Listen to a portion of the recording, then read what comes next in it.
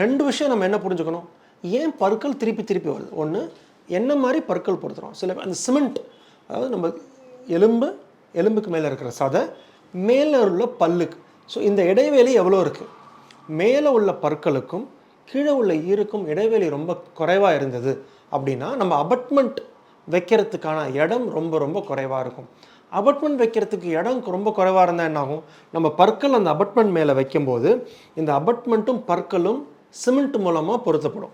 இந்த சிமெண்ட் மூலமாக பொருத்தப்படும் போது என்ன ஆகும், சின்னதாக இருந்ததுன்னா அந்த சிமெண்ட் புடிமானம் ரொம்ப குறைவாக இருக்கும், ஈஸியாக பற்கள் கைண்டு வந்துடும். ஸோ நம்ம என்ன புரிஞ்சுக்கணும், அபட்மெண்ட் வந்து ஒரு குறிப்பிட்ட ஹைட், பின்னாடி பற்களுக்கெல்லாம் 3 to 4 mm ஹைட் இருக்கணும். இந்த 3 to 4 mm ஹைட் இருந்தால் தான், அதாவது என்ன, ஈருக்கு மேலே 3 to 4 mm ஹைட் இருக்கணும்.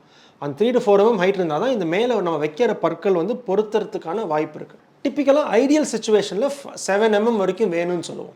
பட் சில சமயம் என்ன பண்ணுவோன்னா, இந்த ஸ்பேஸ் குறைவாக இருக்கும்போது ஸ்க்ரூ ரீட்டைன் க்ரௌண்ட் பண்ணுவோம். அப்படின்னா என்ன, சிமெண்ட்டோட புடிமானம் குறைவாக இருக்கும்.